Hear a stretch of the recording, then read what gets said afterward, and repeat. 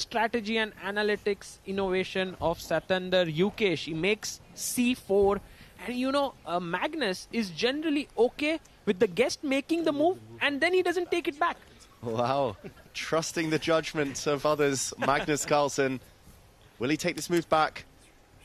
No. No, he just adjusts the pieces. I think he told her what to play. Wow, the English opening here in England, Saga. Yeah, a very important clash, especially for the Alpine SG Pipers, because they have a chance to finish in top 2, and Magnus has to strike on board 1. And what do you think? Who does that make the favourites, this dynamic? Is there pressure on the Pipers in this almost must-win situation? Or do you think the Ganges Grandmasters, now they have less to play for, do you think being able to relax is going to favour them?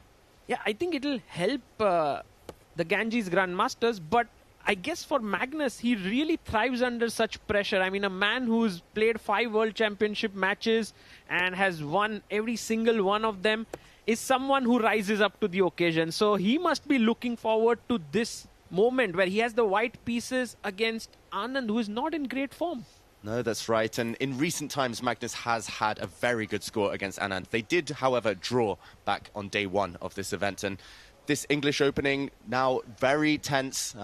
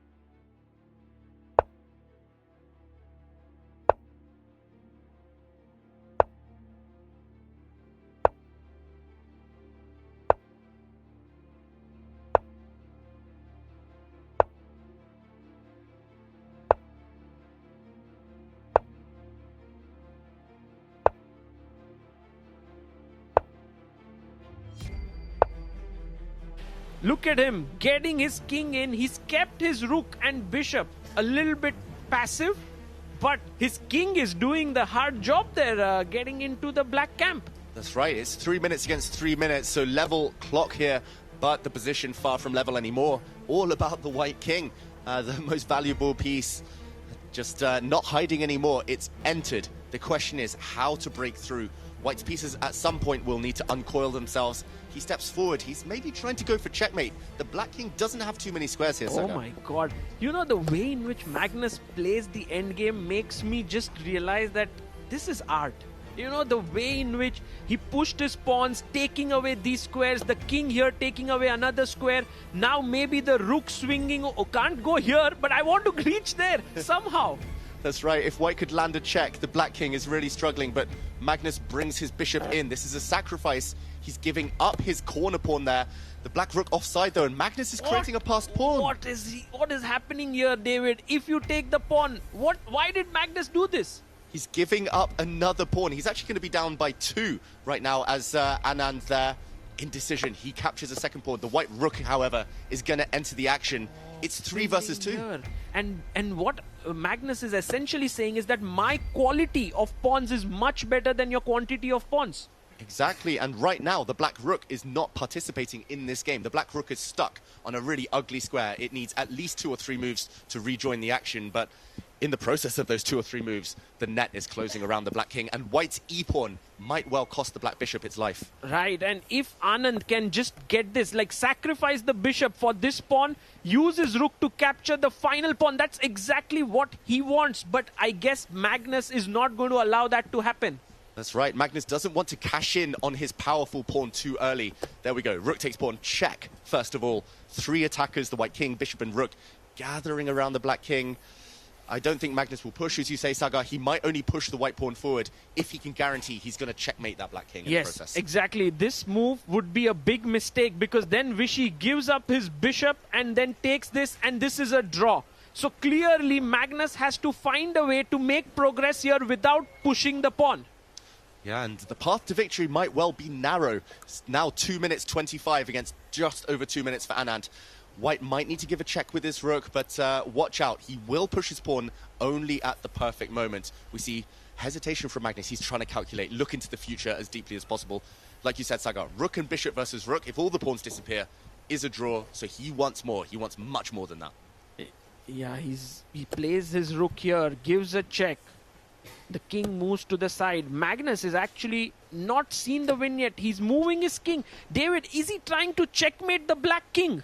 I think so. The black king lacking defenders. This is genius from Magnus Carlsen. Look at the win probability shoot up. Oh my god. What's happening exactly? Is there a mate? I think there might be. Anand has played very natural moves, but how to defend now? The black rook, let's assume it slides across and takes a pawn. White is going to give a check with his rook. This is going to happen. Oh, he doesn't take the pawn. He just goes one step to the side. A check did happen as you predicted, David. King goes to the side, and where's the mate? Because if you enter with your king here, here, there's a rook that wants to give you a check. And only now does he push his pawn, Magnus. The black bishop will have to sacrifice itself to remove white's pawn, that potential future queen. But wasn't that what Vishy wanted to do? But the black king, I think, is trapped in the corner. It's going to be checkmate. He wants to checkmate him. Beautiful. The pawns no longer matter. It's these 3 pieces coming together to checkmate. Yeah, the dream team. All of white's pieces focused in on the black king. The black king lonely in the corner. Wow, we actually see that this position is declared by the computer to be a forced checkmate within 11 moves. This is unbelievable, David. It's for a reason that Magnus is called the Mozart of chess, you know, the artist. And he's just done that today. Exactly, conducting his pieces in perfect harmony here, Magnus Carlsen, conducting them towards the black king. And endgame magician, we call him a virtuoso here, Magnus Carlsen on the brink of victory. Anand, he's trying to push his own pawn, but he's just too slow. And white is just putting those finishing touches on. A bishop check. We're going to see that bishop retreat next move. And its checkmate is forced. Oh, it's a checkmate with the king moving. I think Anand will let Magnus mate. No, he resigns. What a game this was by Magnus. Brilliance from the world #1 in this clash of 2 former world champions. And wow, huge victory there for the Alpine Pipers. Yeah, absolutely. And you can see Magnus very satisfied with that. And meanwhile, on board #2, we have a result. It's drawn. Meanwhile, Richard Rapport, as predicted, did win on board 3. We go